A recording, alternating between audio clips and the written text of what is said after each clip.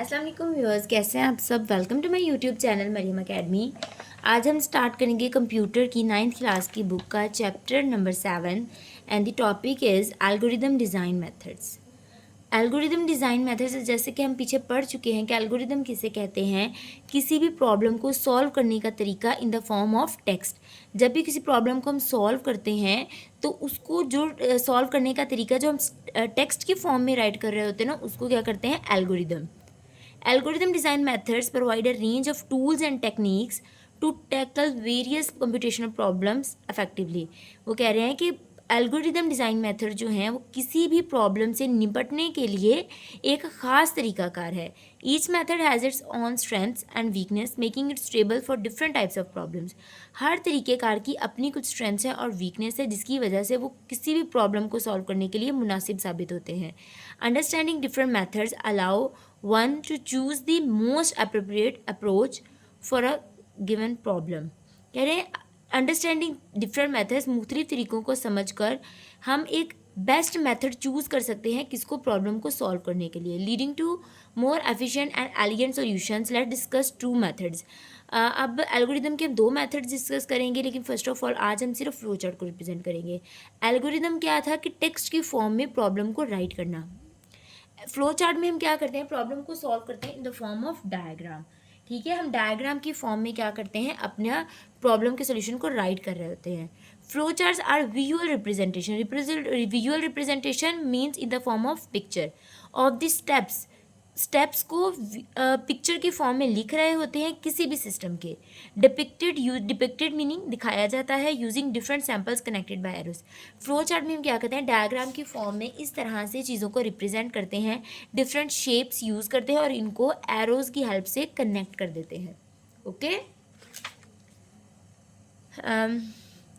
Next they are widely use in various fields. अब ये बहुत ज़्यादा फील्ड्स में, मुख्तलिफ फील्ड्स में यूज़ होते हैं, like computer science, engineering, business, to model process design methods and communicate complex work flows clearly and effectively. Flow chart की मदद से हम क्या करते हैं, हम किसी भी डाटा को ईजिली समझ सकते हैं। किसी भी, अब हमारे लिए अगर कोई भी सोल्यूशन लिखा हुआ है, हमें टेक्स्ट की फॉर्म में पढ़ना ज़्यादा आसान होगा या एक डायग्राम की फॉर्म में। ऑब्वियसली डायग्राम की फॉर्म में हमें चीज़ों को समझना ज़्यादा ईजी होता है। इंपॉर्टेंस ऑफ फ्लो चार्ट की इंपॉर्टेंस क्या क्या है, clarity. Flow chart provide a clear and concise. वो कह रहे हैं फ्लो चार्ट जो है वो हमें क्लियर और कंसाइज, एक मुख्तसर तरीका बताता है किसका, टू रिप्रेजेंट प्रोसेस। कोई भी हमारा जो काम है उसका एक क्लियर और मुख्तसर तरीका जो हमें बताता है। Making them easy to understand at a glance, ताकि हम उसको एक ही नज़र में अच्छे से समझ सकें। Communication, they are excellent tools for communicating complex problems. वो कह रहे हैं कम्युनिकेशन किस तरह से कि ये अच्छे टूल्स हैं, एक्सीलेंट टूल्स हैं कि वो किसी भी मुश्किल प्रॉब्लम को अच्छे से एक्सप्लेन कर सके। क्योंकि जब हम प्रॉब्लम जो है जब हम उसे अच्छे से समझ पाएंगे तो हम उससे कम्युनिकेट भी अच्छे से कर पाएंगे। जब हम समझ लेंगे तो उसका सोल्यूशन भी निकाल लेंगे टू अ वाइड ऑडियंस, ताकि देखने वाले को, पढ़ने वाले को अच्छे से समझ आ सके। Ensuring everyone has a common understanding, ताकि हर कोई उसको अच्छे से समझ सके। Problem solving, flow chart help identify bottle next के मीनिंग है रुकावटें, मतलब slow points.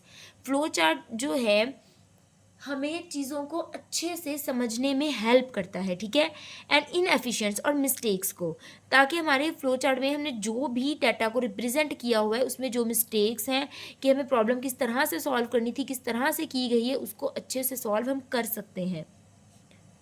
In a process aiding in problem solving and optimization, क्या करता है, मदद करता है। कौन मदद करता है, फ्लो चार्ट मदद करता है, ताकि हम उसको अच्छे से समझ सकें, प्रॉब्लम को अच्छे से सॉल्व कर सकें, एंड ऑप्टिमाइजेशन, और उसको अच्छा, मेकिंग इट बेटर, उसको और अच्छा कर सकें। Documentation, they serve as essential documentation for system and processes which is use for training and reference purposes. ठीक है, वो कह रहे हैं कि डॉक्यूमेंटेशन जो है वो एक असेंशियल, अहम डॉक्यूमेंट्स हैं किसी भी सिस्टम के लिए, एंड प्रोसेस, सिस्टम और प्रोसेस जो भी हम काम कर रहे हैं, जो सिस्टम हमारा है, which is use for training and reference purposes, जिसको हम बाद में भी यूज़ कर सकते हैं। Next, did you know the first standardized flowchart samples were developed in 1947 by the American national standards institute ANSI। अभी आपसे एब्रीवेशन भी पूछा जा सकता है एमसीक्यूज़ में, और ये भी पूछा जा सकता है कि पहला फ्लो चार्ट जो है वो किसने डेवलप किया था। नेक्स्ट हम फ्लो चार्ट के सैम्बल पढ़ लेते हैं।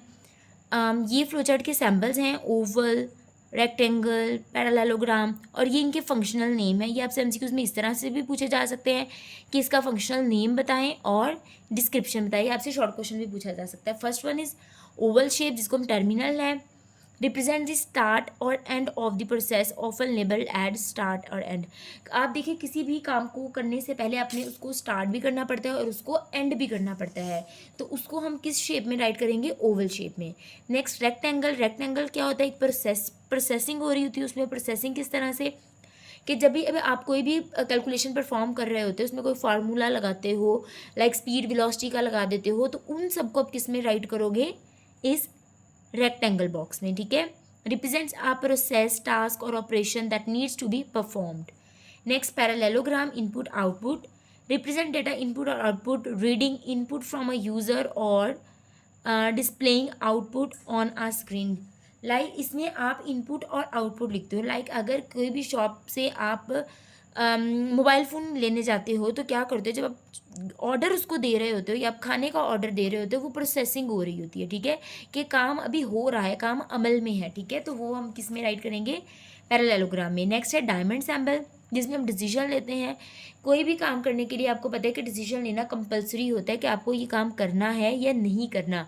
अगर आपको शॉप में गए हो, आपको वो चीज़ पसंद आई है, आपको लेनी है या नहीं लेनी, आपके पास पैसे हैं या नहीं हैं, ठीक है, तो आप डिसीजन मेकिंग में डिसीजन यूज ले रहे होगे।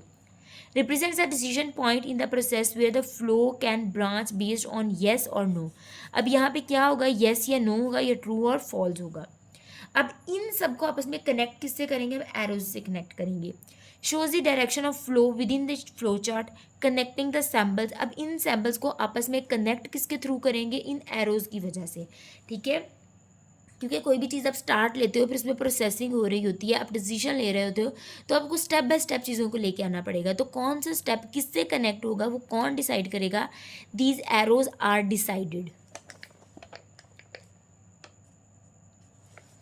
Next, flowcharts are popularized by computer scientists such as John von Neumann and Hermann Goldstine in the early days of computing. Next, यहाँ पे हम flowchart को इसको डिटेल में समझते हैं, तो इसको अच्छे से समझिएगा। flowchart of the shop order process, इसमें क्या है, आपने कोई भी ऑनलाइन अगर शॉपिंग की है तो उसका आपने ऑर्डर बुक करवाया है वहाँ से लेकर, और वो आपका ऑर्डर जो है कस्टमर के घर तक पहुंचने का फ्लो चार्ट ही बनाया गया कि किस किस तरह से सारा काम होगा। सबसे पहले आपको पता है कि आप किसी भी चीज़ का स्टार्ट लोगे, देन गेट ऑर्डर। अब ये क्या है, गेट ऑर्डर क्या है, आपकी इनपुट है, आपने उसको क्या दिया है, इनपुट दे दिया कि मैंने अपना ऑर्डर प्लेस कर दिया है। Next, item available. अब कंपनी क्या करेगी, डिसाइड करेगी ऑर्डर अवेलेबल है या नहीं है, येस और नो।